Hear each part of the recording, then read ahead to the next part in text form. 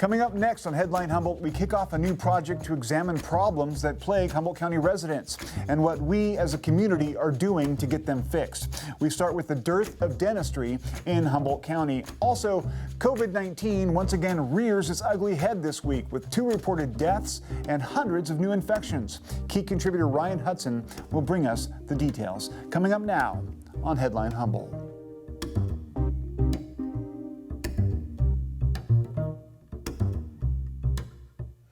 From the top of Humboldt Hill, this is Headline Humboldt. I'm James Faulk. Thanks for joining us. There are few things more basic to a decent quality of life than good dental health. For starters, well-maintained teeth mean a lack of tooth pain.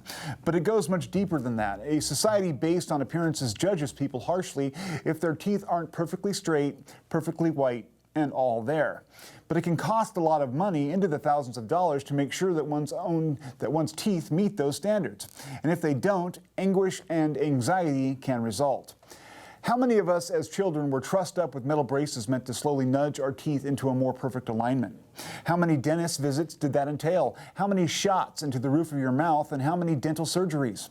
When we were kids, the costs seemed like an abstraction, something mom and dad took care of in the shadows after the work got done. But when you become the parent, or when you're faced with paying for your own dental work, the numbers start to add up into giant sums of money that can quite literally break your bank. Yet it seems like we have no choice. Pay up or become a second-class citizen. And if you can't afford the work, that's on you as well, especially in Humboldt County. What exactly are the challenges facing local dental patients? And who's responsible for trying to address these issues and getting more and better dentists into our community? Most importantly, what changes are needed locally to see everyone's dental issues addressed at a reasonable price? Let's find out. Together, journalist Linda Stansberry and I are diving into this issue as part of our new series, What's Wrong with Humboldt and How Do We Fix It? Welcome, Linda. Thank you, James. Thanks for joining us once again in the studio, and we'll be seeing you more often as we do this. So let's start with the basic question. Is Humboldt County really worse off than elsewhere in terms of dental health care? Yes. But dental health care is just one of the many healthcare equity issues we have in Humboldt County. We also have huge gaps in our access to mental health care, to prenatal care, you name it. Dental care stands out because dental emergencies, unlike other medical emergencies, really fall outside of the spectrum of what our healthcare system is prepared to address. If you have a medical emergency at the hospital and the hospital can't help you, you're flown to a hospital out of the area. But if you have a gum infection, a badly needed root canal, or a chipped or cracked tooth, you have to search for a specialist to treat it. And we have very few endodontic specialists in the area. Many patients also can't afford the preventative dental care they need and often defer treatment until problems become more expensive, kind of like deferred maintenance on a car or a house. Little problems, they become big problems.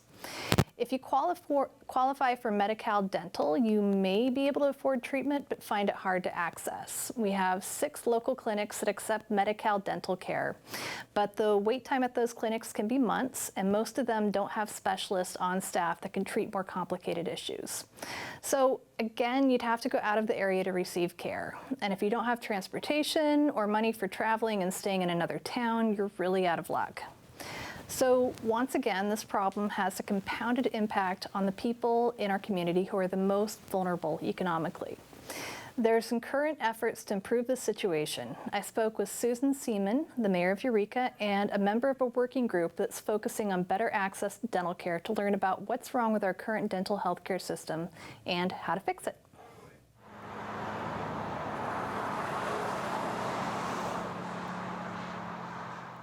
Susan Seaman, mayor of Eureka and advocate for better dental care. Tell me a little bit about what you're working on.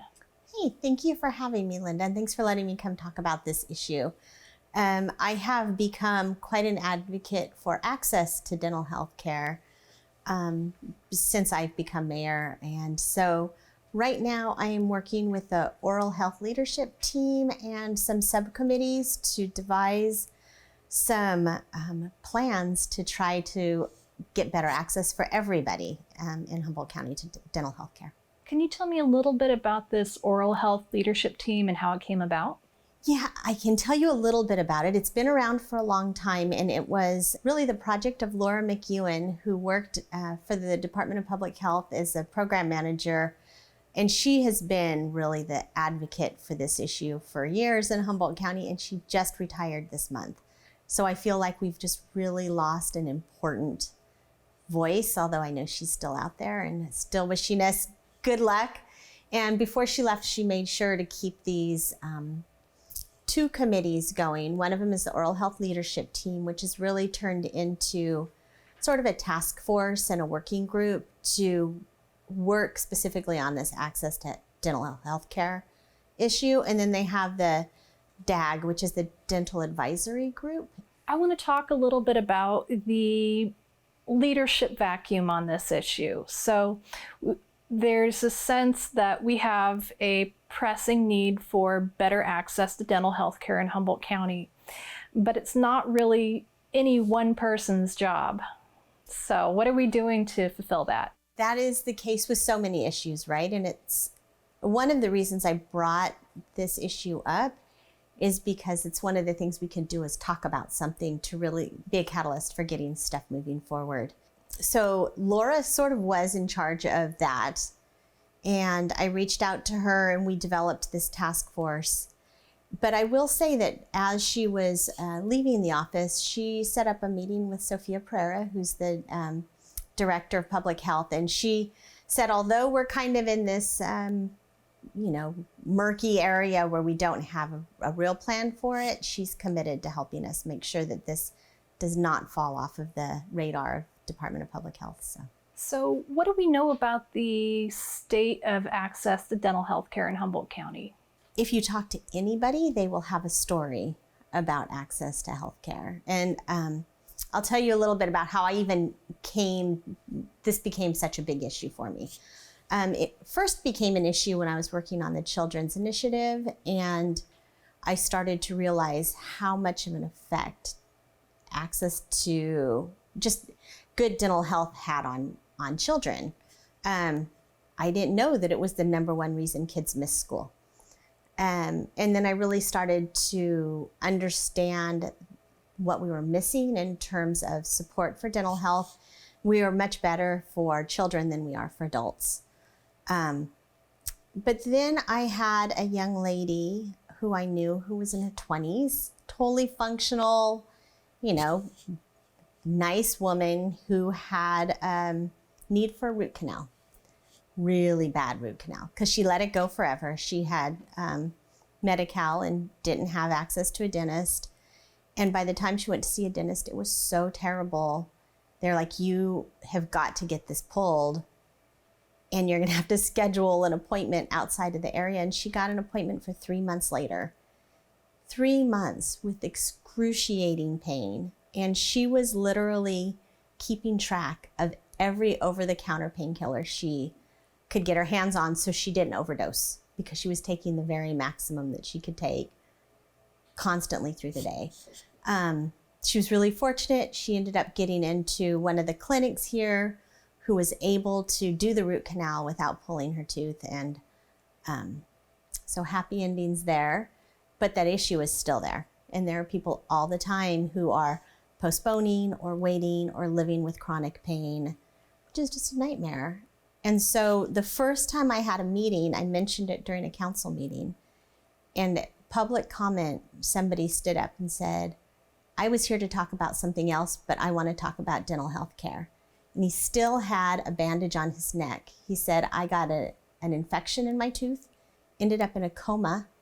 I was just flown out of the state to get, I think he was in Oregon, getting some surgery done, and he returned home and he still had the bandage. And he's like, we have got to do something about being able to take care of our teeth so this doesn't happen to other people. I 100% believe that everyone I know has had some sort of issue with accessing healthcare, dental healthcare, affording it, being able, if they have the money and they can make an appointment, getting the transportation to leave the area to access it. So can you tell me a little bit about some of the gaps we have in terms of affordability, access, and transportation? I'm not even touching affordability. You have your patients that have insurance, and we can have a whole discussion about how helpful dental insurance is not when you're paying for $1,000 procedures. So even when you're covered, sometimes you feel like you're at a financial loss. And we have Medi-Cal Dental. We do not have a private practice dentist in Humboldt County that takes Medi-Cal Dental. It's only the clinics that take it. So there's your big gap. And to serve everybody in our community who has Medi-Cal, we would need about 50 more dentists. That's 50. And for our regular patient, our regular dentists to a private practice, we would need about 30 more in order for them to serve all of those who have insurance. So between the two, that's about 80 dentists that we could use right now, 80 to 85, not taking into account the fact that the population's growing with, Cal Poly, climate refugees, the potential for the wind farm. We're expecting some growth in this community. So with that, we're going to need more dentists. And we're looking at 45% of our current dentists say that they are considering retiring in the next 5 years. No small issue. No, and I'm surprised people don't talk about it more. I'm guessing that we have a similar problem with doctors, and I know that there's been a lot of work around that. We built the residency program, and I'm really hoping that our residency program for dentists, which is offered through Open Door, could be one way to help meet this need. My dream would be to somehow create a funnel and partnership from residents who are going through the clinic, hooking them up with dentists who are thinking about retiring and having them move into private practice and bringing in more residents and training them up that way.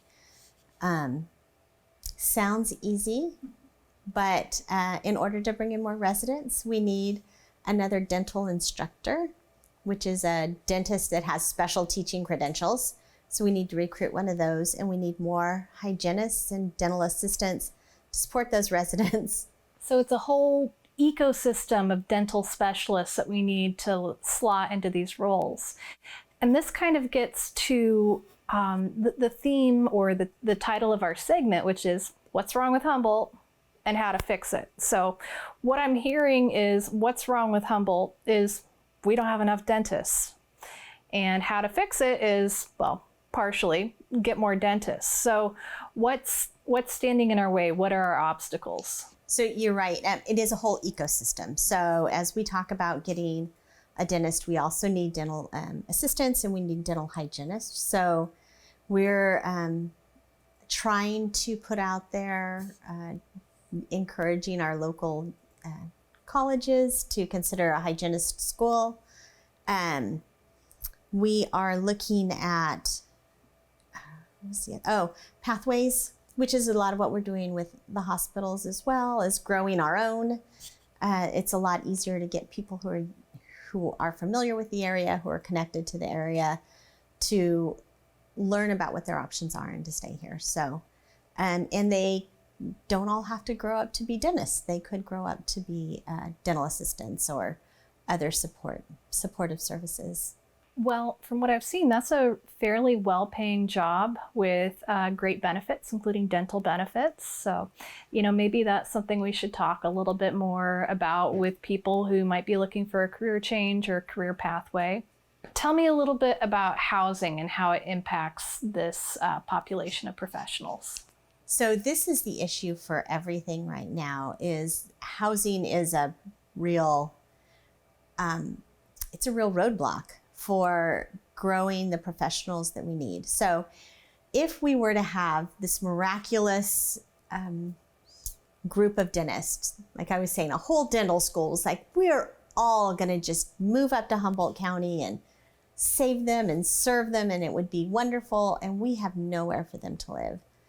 Even if half of them, even if we had 40 people come up and say, we need 40 different houses for our families, that's a really big lift. Medical care, mental health care, child care, all of those things are all have to be the part of any discussion we have. So if we're going to get a new business or grow a business by hundreds of people, how many more dentists do we need to serve them? How many more childcare providers? How many more doctors? If we're not having that complete discussion, we're just going to end up with a mess. So. And could you tell us a little bit about the issue too of spouses, partners of professionals we're trying to attract here and what that entails? Particularly in the medical and dental industry, that we will recruit folks to come up here and their partners just they're not completely sold with the idea of Humboldt. And so we're always looking for ways to help connect those family members as strongly as we want to connect the actual professional. Because if you come up here and your husband or wife or partner doesn't want to be here, it's really hard for you to stay. And they often also have careers which they may not be able to pursue in this region. So do you think that the rise of remote work might help a little bit with this? I think that the career thing is becoming less of an issue. I mean, we have the need for a lot of professionals up here.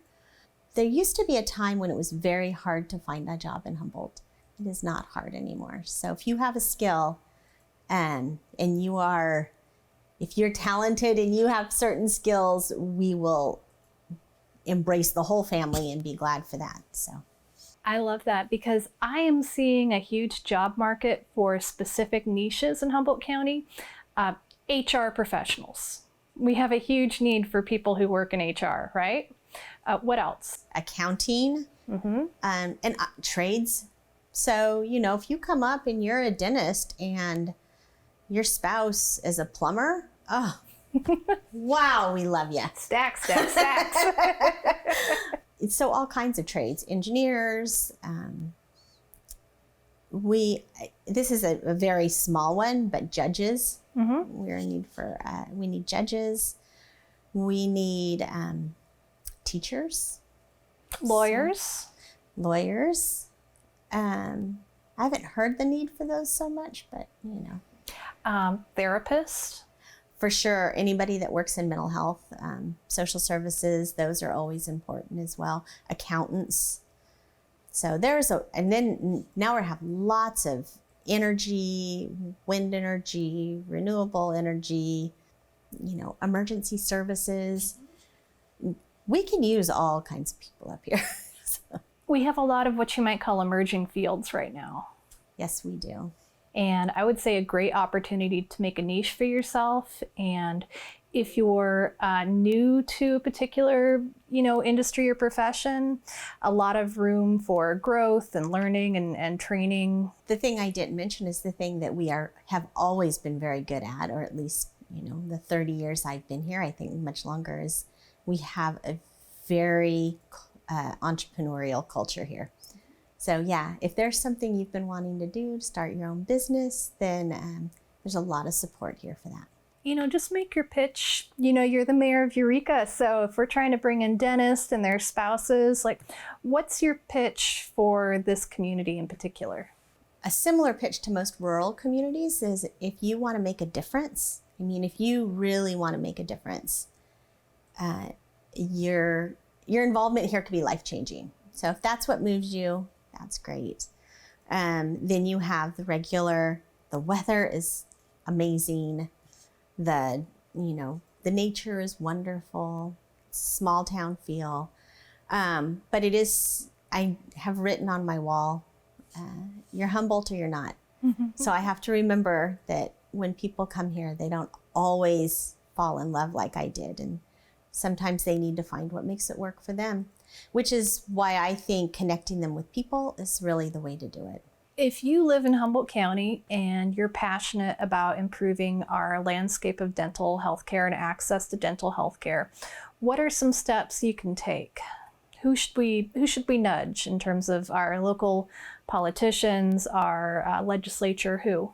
I want to say that there is nobody who is opposed to this. So it's not like it's a hard sell. It's more about building the environment for it. So I think what I would do is, of course, reach out to me so I can collect your name if there is ever kind of a call to action. Assemblymember Wood is an advocate for access to dental care, he himself being a dentist. So if you're particularly interested in it, I would reach out to him. And we will keep our eyes open for policies, budget items, anything that would allow us to get funding here to support it. But really, it's about creating the ecosystem and the environment that allows them to grow. So what makes you feel hopeful about our progress and our future in this area? So I've been really focused on this for a couple of months. And in that time, we have already found one dentist, not a dentist, oral surgeon who will take Medi-Cal, and an anesthesiologist who is interested in coming up here one day a month. It's not a lot, but at least we have access to one oral surgeon in Humboldt County who takes Medi-Cal. We are currently working on finding them a partner so they have somewhere that they can work that one day a month. And we're working on pathways for training up folks. We are looking at some session planning. And yesterday during our oral health leadership team meeting, there was a poll that said, how hopeful are you? And it was a big majority that said very hopeful. I think just knowing that we have a direction right now is a whole lot better than not having a direction. So. Absolutely. Well, Susan Seaman, thank you so much for joining us here at KEAT and for being part of our very first episode of What's Wrong with Humboldt and How to Fix It. It has been a real joy. Thank you very much. So yes, it's our new series, What's Wrong with Humboldt and How to Fix It. We got to balance the positive with the negative there. It's an email address that you can send your ideas. If there's an issue that's bothering you about Humboldt County, feel free to send it to what'swrongwithhumboldt@keat-tv.org. And so Linda, that was a fascinating interview. I appreciate your effort on that. Now I know that you were put onto this subject by your own personal experience, which I think all of us have had, can share. Would you describe that for us a little bit? Well, in brief, I had a dental emergency in November. And after investigating what it would take to get that addressed, it ended up being 5 months, $4,000, and 2 trips to Santa Rosa. Wow. And I thought, there's got to be a better way. There's got to be a better way, and it's like with any aspect of the dental industry, it's like if you need any kind of special work, you've got to travel to either Santa Rosa or to Redding, and so you have the cost of the operation plus the travel and everything else. It quickly gets out of hand. We have some of the figures from that interview. If we could throw those up real quick, we can go over some of the important statistics. So you mentioned that there are 4 clinics that serve, or 6 clinics that serve people with Medi-Cal, right? That's correct. But 2 of them serve only native populations. So really there's only 4 that serve the general population, is that right?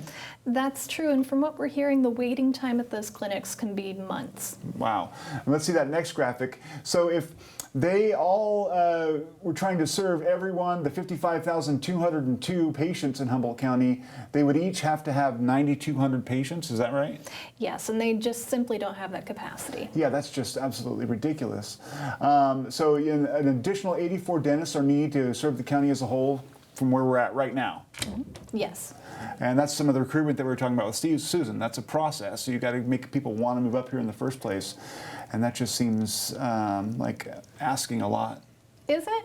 I love Humboldt County. Well, Everyone I love Humboldt should move County, here. but you're asking a lot of dentists to move up. I mean, it's like, how do we do that? Is there like I don't know, there's got to be, what's dentist bait?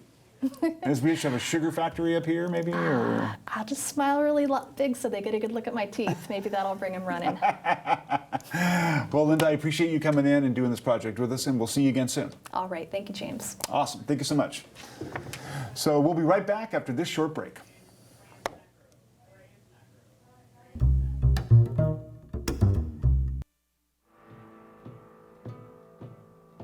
Fighting to preserve their sacred land and natural resources, allied communities resist the erasure of their shared history. Every mountain up here has a story behind it. If they come in and change the land, those stories become meaningless. Manzanar Diverted on PLV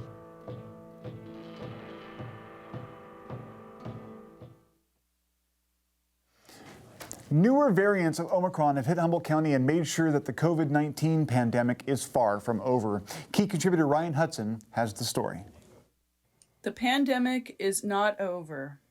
Since the start of 2022 in Humboldt County, we've lost 7 fully vaccinated community members to the COVID-19 virus, and 23 community members who were not fully vaccinated have also died.